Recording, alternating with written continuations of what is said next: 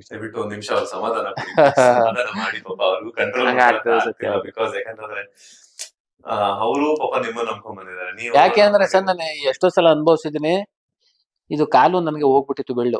ಈಗ ರೀಸೆಂಟ್ ಆಗಿ big boss ಹೋಗಿದ್ದಾಗಲ್ವೇ ಅವಾಗ ಏನಾಗ್ಬಿಡ್ತು ಅಂದ್ರೆ ಹಿಂಗಾಗಿದ್ದಾಗ್ಲೂ ನಾನು ನನ್ನ ಕೆಲಸ ಮಾಡೋ ಅಂತ ಅನಿವಾರ್ಯ ಇತ್ತು. ಹೊಲಿಗೆ ಹಾಕಿದ್ರು 5 ಹೊಲಿಗೆನ, ಹಂಗಾಗಿದ್ದಾಗ್ಲೂ ನಾನು ಅದು ಡಾಕ್ಟರ್ ಹೇಳಿದ್ರು ಮಾಡ್ಕೊಂಡು ಹೆಚ್ಚು ಕಡಿಮೆ 1 ವಾರ ನೀವು ತಿರ್ಗಾಡಂಗಿಲ್ಲ, ಬೆಡ್ ರೆಸ್ಟ್ ಮಾಡ್ಬೇಕು, ಇಲ್ಲಾಂದ್ರೆ ಏನಾರು ಸಬ್ಸಿಕ್ಟ್ ಆಗ್ಬಿಟ್ರೆ ಬೆಳ್ಳಿನ ತೆಗೆತರ ಆಗ್ಬಿಡ್ತದೆ ಅಂತ. ಹಂಗಿದ್ದಾಗ್ಲೂ ಅನಿವಾರ್ಯ ಇಲ್ಲ, ನಾನು ಅದು ಹಾಕೋ ದಿನನೇ ಒಂದ್ ಅರ್ಧ ಗಂಟೆ ಬಿಟ್ಕೊಂಡು ನನ್ನ ಕೆಲಸ ನಾನು ಮಾಡಕು ಅಂತ ಅನಿವಾರ್ಯ ಆಗುತ್ತೆ. ಯಾಕೆಂದ್ರೆ ಹೆಲ್ಪ್ ಮಾಡೋರು ಯಾರು ಇಲ್ದಂಗ ಆಗ್ಬಿಡ್ತದಲ್ಲ ಅದ್ರಿಂದ ಯಾಕೆಂದ್ರೆ ಅಷ್ಟು ಇರೋದ್ರಿಂದ ದಯಮಾಡಿ ಅವ್ರವ್ರಿಗೋಸ್ಕರ ಏನಾದ್ರು ಕೆಲಸ ಮಾಡೋ ಆಗ್ಲೇಬೇಕು ಅನ್ನೋದು ನನ್ನ ಒಂದು ಕಿವಿ ಮಾತು ಅಷ್ಟೇ. ಮೇಡಮ್, ನೀವ್ ಎಷ್ಟು ಓದಿದಿರಾ ಅನ್ನೋದು ಇಂಪಾರ್ಟೆಂಟ್ ಅಲ್ಲ, ಎಂತ ದೊಡ್ಡ ಮನೆ ಆಸ್ತಿ ಅಂತಸ್ತಿದೆ ಅನ್ನೋದು ಇಂಪಾರ್ಟೆಂಟ್ ಅಲ್ಲ. ನೀವ್ ಹೇಳಿದ್ರಿ ಪ್ರತಿಯೊಬ್ಬ ಹೆಣ್ಮಗಳಿಗೂ ಕೂಡ ತಂದೆನೆ ಮೊದಲಾಗಿರುವಂತ ಅಂತ ಮನಸ್ಥಿತಿ ಇರುವಂತ ಹುಡುಗ ನಿಮ್ಗೆ ಗಂಡ ಸಿಕ್ಕಿರುವಂತ, ನೀವ್ ಯಾವ ಜನ್ಮದಲ್ಲಿ ಪುಣ್ಯ ಮಾಡಿದ್ರೋ ಗೊತ್ತಿಲ್ಲ. ನಿಜವಾಗ್ಲೂ ಹೇಳ್ತಾ ಇದೀನಿ, ನಿಮ್ಮ ಲವ್ ಸ್ಟೋರಿ ಮತ್ತೆ ನಿಮ್ಮ ಮಾತುಗಳೆಲ್ಲ ಕೇಳಿ ನನಗೆ ಕಣ್ಣಲ್ಲಿ ನೀರು ಬರ್ತಾ ಇದೆ. ಸೊ ಅಂತ ಗಂಡ ಸಿಕ್ಕಿರೋದು ಏನ್ ಹೇಳ್ತೀರಾ ಮೇಡಮ್ ಆ ಪ್ರೀತಿಗೆ? ಸರ್ ಅಂದ್ರೆ ನೋ ವರ್ಡ್ಸ್ ಅಂತ ಹೇಳ್ಬೋದು, ಪದಗಳು ಇರಲ್ಲ. ಸೊ ಜೀವನ ಮಾಡ್ತಾ ಇದೀವಿ, ಅದೇ ಹೇಳಿದ್ನಲ್ಲ, ಒಂದು ಗುರುವಾಗಿ, ಒಂದು ಸ್ನೇಹಿತನಾಗಿ, ಒಂದು ಗಂಡನಾಗಿ ಎಲ್ಲಾ ತರದಲ್ಲೂ ನನ್ನ ಮುಂದೂಡಿದ್ದಾರೆ. ಅವರು ನನ್ನ ಬಿಟ್ಟಂತಹ ಈ 40 ದಿನಗಳು ಏನಿತ್ತು ಆ ಜರ್ನಿ ಬಿಗ್ ಬಾಸ್ ಅಲ್ಲಿ, ಸೊ ನನ್ಗೆ ಒಂದು ಉತ್ತಮವಾದ ಪಾಠ ಕಲ್ತ್ಕೊಂಡಿದೀನಿ ಅಂತ ಅನ್ಸಿದೆ. ಸೊ ನಾವು ಗಂಡ ಹೆಂಡತಿ ಬಂದಾಗ ಅದನ್ನೇ ಮಾತಾಡ್ಕೊಂತಿರ್ತೀವಿ, ಎಷ್ಟ್ ಮಿಸ್ ಮಾಡ್ಕೊಂಡ್ವಿ ಅನ್ನೋದು ಇರುತ್ತಲ್ಲ. ಕೆಲವೊಂದನ್ನ ಎಕ್ಸ್ಪ್ರೆಸ್ ಮಾಡಕ್ ಆಗಲ್ಲ, ಕೆಲವೊಂದನ್ನ ಅನುಭವಕ್ಕೆ ತಗೊಂಡು ಅದ್ರ ಮುಖಾಂತರ ನಾವು ಜೀವನ ನಡೆಸ್ಬೇಕಾಗುತ್ತೆ. ಸೊ ಅದ್ರಿಂದ ಅವ್ರು ಹೇಳೋದ್ರಲ್ಲಿ ಅವ್ರಿಗೆ ಒಂದ್ ಆಸೆ, ನಾನು ಓದಿದೀನಿ, ನನ್ನ ಯಾವ್ದಾರು ಒಂದು ಸ್ಥಾನಮಾನದಲ್ಲಿ ಇಟ್ಟು ನೋಡ್ಬೇಕು ಅನ್ನೋದು ಅವ್ರ ಆಸೆ ಇದೆ. ನಾನೇನಂದ್ರೆ ಅಪ್ಪನ ಮನೇಲಿ ಇದ್ದೆ, ಮಲ್ಲೆಲ್ಲ ಮದ್ವೆ ಆಗೋ, ಆಕ್ಚುಲಿ ನಮ್ದು ಪ್ರಾಪರ್ ತಮಿಳ್ನಾಡು ಇರುತ್ತೆ, ಆ ಕಡೆ ಮದುವೆ ಮಾಡ್ಕೊಳ್ಬಿಟ್ರೆ ನಾನ್ ಫುಲ್ ಓದಿರೋದು ಬೆಳೆದಿರೋದೆಲ್ಲ ಕರ್ನಾಟಕ. ಸೊ ಅದರಿಂದ ನಾನು ಇಲ್ಲೇ ನೆಲೆ ಆಗ್ಬೇಕು, ನನ್ನ ಜೀವನ ಫುಲ್ ಕರ್ನಾಟಕದಲ್ಲೇ ಇದಾಗ್ಬೇಕು ಅನ್ನೋ ತರದಲ್ಲಿ ಹಠ ಮಾಡ್ಕೊಂಡು ಮದ್ವೆ ಮಾಡ್ಕೋತೀನಿ. ಐ ಆಮ್ ಆಲ್ವೇಸ್ ಕನ್ನಡಿಗ ಅನ್ನೋ ತರದಲ್ಲಿ. ಸೊ ಹಾಗೆ ಇದೆ, ಓದಿದ್ದೀನಿ, ಡಿಗ್ರಿ ಏನೋ ಪಟ್ಟ ಇದೆ, ಆ ಪಟ್ಟಕ್ಕೊಂದ್ ಹೆಸರು ಕೊಡ್ಬೇಕು ಅಂತ ನಮ್ ತಂದೆನೂ ಹೇಳ್ತಿರ್ತಾರೆ, ಸರ್ ನಿನ್ ಕಾಲ್ ಮೇಲೆ ನೀನ್ ನಿಂತ್ಕೊಳ್ಳೋದನ್ನ ಕಲಿಯಮ್ಮ, ಏನೋ ನಂಬಾರ್ದು, ಮುಂದೆ ಹೋಗ್ತಾ ಕಾಲಘಟ್ಟಗಳು ಹಂಗಿರ್ತವೆ ಅಂತ ಹೇಳ್ತಾರೆ. ಸೊ ಆ ಕಾಲಘಟ್ಟಗಳು ಈಗಾಗ್ಲೇನೆ ನನ್ಗೆ ಸ್ವಲ್ಪ ಅರಿವು ಮೂಡ್ಸಿದೆ, ಸ್ವಲ್ಪ ಎಚ್ಚೆತ್ಕೊಳ್ಳೋ ತರ ಮಾಡಿದೆ. ಬಿಕಾಸ್ ಆಫ್ ನಮ್ ತಂದೆ ಯಾವಾಗ ನನ್ ಬಿಟ್ಟು ಅಗಳ್ತಾರೆ. ಸೊ ಅದೊಂದು ಜೀವನದಲ್ಲಿ ಒಂದು ದೊಡ್ಡ ಪಾಠ ಅನ್ನೋದಾಗುತ್ತೆ.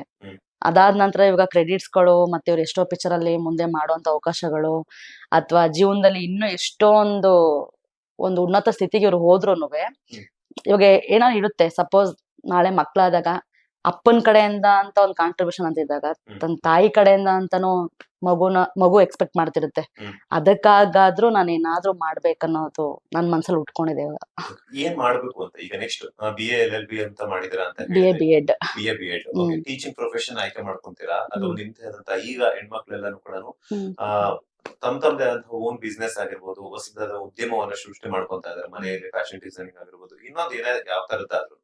ಸೊ ಇವಾಗ ನೆಕ್ಸ್ಟ್ ಏನ್ ಮಾಡ್ಬೇಕು ಅಂತ ಅನ್ಕೊಂಡಿದ್ರ ನೀವು? ಸೊ ಅಂದ್ರೆ ಓದಿರೋದಕ್ಕೆ ತಕ್ಕದಂಗೆ ಅದೇ ಕೆಲ್ಸಕ್ಕೆ ಹೋಗ್ಬೇಕನ್ನೋದು ನನ್ನ ಮೆಂಟಾಲಿಟಿ ಇಲ್ಲ. ಸೊ ನಾನು ಫಸ್ಟ್ ಪ್ರೀವಿಯಸ್ 2 years ನಾನು ಟೀಚರ್ ಆಗಿ ಪ್ರೊಫೆಷನಲ್ ಅದರಲ್ಲಿ ಮುಂದುವರೆದಿದ್ದೆ.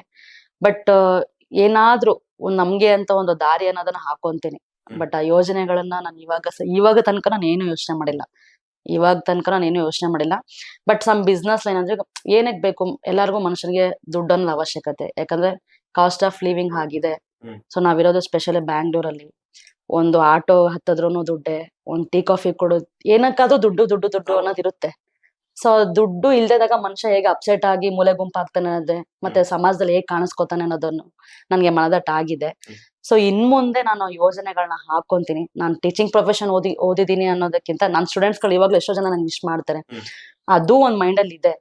ಇಲ್ಲಾಂದ್ರೆ ನಾನು ಕಾಂಪಿಟೇಟಿವ್ ಎಕ್ಸಾಮ್ ತರ ತಗೊಂಡು ಏನಾದ್ರು ಅದ್ರಲ್ಲಿ ಮುಂದುವರ್ಬೇಕು ಅಂತಿದ್ದೀನಿ. ಆತರ. ಈಗ ಇವ್ರ ತಂದೆ ಈಗ 1.5 ವರ್ಷ ಆಯ್ತು ಸತ್ತಿರೋಗಿ. ಈ 1.5 ವರ್ಷದ ತನಕನೂ ಇವ್ರು ಯಾವ ಟೈಮ್ ನಲ್ಲಿ ಏನೇ ಸಹಾಯ ಕೇಳಿದ್ರು ಅವ್ರ ತಂದೆ ಇಲ್ಲ ಅಂತಾನೆ ಹೇಳ್ತಿರ್ಲಿಲ್ಲ, ಅಥವಾ ನಾಳೆ ಅಂತಾನೆ ಹೇಳ್ತಿರ್ಲಿಲ್ಲ. ರಪ್ಪ ಅಂತ ಆ ಟೈಮ್ ನಲ್ಲೇ ಇದ್ ಮಾಡ್ಬಿಡೋರು. ಅಪ್ಪ ನನ್ಗೊಂದ್ ಸ್ಕೂಟರ್ ಬೇಕು ಅಂದ್ರೆ ತಗಮ್ಮ ಅಂತ ಕೊಟ್ಬಿಡೋರು. ಅಪ್ಪ ನನ್ಗೆ ಇಷ್ಟು ದುಡ್ಡು ಬೇಕು ತಗಮ್ಮ ಅಂದ್ರೆ ಅಷ್ಟು ಪ್ರೀತಿ ಸಾಕ್ಬಿಟ್ಟವ್ರೆ. ಅದು ಎಲ್ಲಿ ಗಂಟ ಇತ್ತು, ಮಗಳು ಕೇಳಿದ ತಕ್ಷಣ ತಂದೆ ಕೊಡುವಂತಹ ಒಂದು ಇದು ಸಂಪರ್ಕ ಎಲ್ಲಿ ಗಂಟ ಇತ್ತು, ಅವ್ರು ತೀರೋಗ ತನಕ ಇತ್ತು. ಈಗ ಇವ್ರಪ್ಪ ಇವ್ರಿಗೆ ಕೊಡೋದು ಇಲ್ಲ, ಇವ್ರಪ್ಪನೇ ಕೇಳೋದು ಇಲ್ಲ. ನನ್ನ ಮದ್ವೆ ಆದ್ಮೇಲೆ ಇವ್ರು ನನ್ನ ಕೇಳ್ತಾ ಇರ್ತಾರೆ.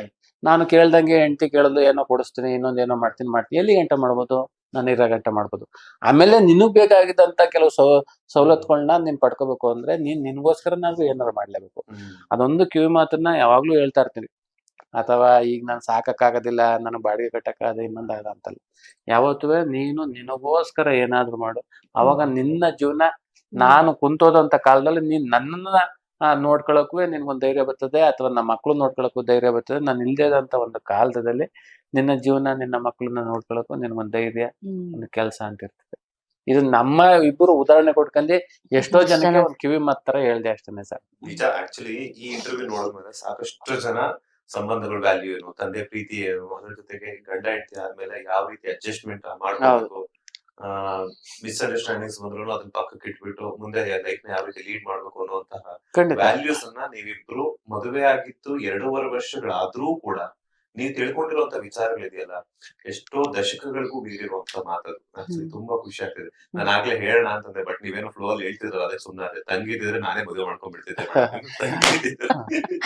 ಯಾಕಂದ್ರೆ ಅಕ್ಕನೀಶ್ ಒಳ್ಳೇದಾಗಿದ್ರೆ ತಂಗಿಗೂ ಒಂದಷ್ಟು ವ್ಯಾಲ್ಯೂಸ್ ಅಂತ ಬಂದಿರುತ್ತೆ. ಹಾಗಾಗಿ ಬಟ್ ಏನ್ ಮಾಡೋದು, ಅನ್ಫಾರ್ಚುನೇಟ್ಲಿ ತಮ್ಮ ಇದಾರೆ ನಮಗೂ.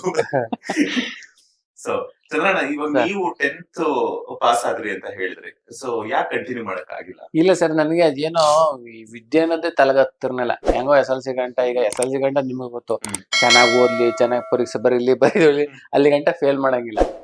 SLC ಫೇಲ್ ಆಯ್ತು, ಫೇಲ್ ಆದ್ಮೇಲೆ ಏನೋ ಕಟ್ಕೊಂಡಿ ಪಾಸ್ ಆಯ್ತೆ ವಿನ ಕಂಟಿನ್ಯೂ ಪಾಸ್ ಅಂತೂ ಆಗೇ ಇಲ್ಲ ನನಗೆ. ಅಂದ್ರೆ ವಿದ್ಯೆ ತಲೆಗತ್ತಿರ್ನಿಲ್ಲ. ಅದ್ರಿಂದ PUC ನಾನು ಸ್ಟಾಪ್ ಮಾಡ್ಬಿಟ್ಟು ನಮ್ಮ ತಂದೆ ಜೊತೆ ಕೆಲ್ಸಕ್ಕೆ ಹೋಗೋದು, ಈ ತರ ಅಭ್ಯಾಸ ಮಾಡ್ಕೊಂಡು. ನಮ್ಮ ತಂದೆ ಗಾರೆ ಕೆಲಸ ಮಾಡೋರು, ನಮ್ಮ ಊರ್ನಲ್ಲಿ ಚೆನ್ನಪ್ಪ ಅಂತವ್ರೆ, ಅವ್ರ ಮೇಸ್ತ್ರಿ, ಅವ್ರ ಜೊತೆ ನಮ್ಮ ತಂದೆ ಹೋಗೋರು, ನಮ್ಮ ತಂದೆ ಜೊತೆ ನಾನು ಹೋಗ್ತಾ ಇದ್ದೆ ಕೆಲಸಕ್ಕೆ. ಲೇಟೆಸ್ಟ್ ಹಾಗೂ ಇಂಟ್ರೆಸ್ಟಿಂಗ್ ಸುದ್ದಿಗಳಿಗಾಗಿ ಬಾಸ್ ಟಿವಿ ಕನ್ನಡ ಚಾನೆಲ್ನ ಸಬ್ಸ್ಕ್ರೈಬ್ ಮಾಡಿ, ಹಾಗೆಯೇ ಬೆಲ್ ಐಕಾನ್ ಪ್ರೆಸ್ ಮಾಡಿ.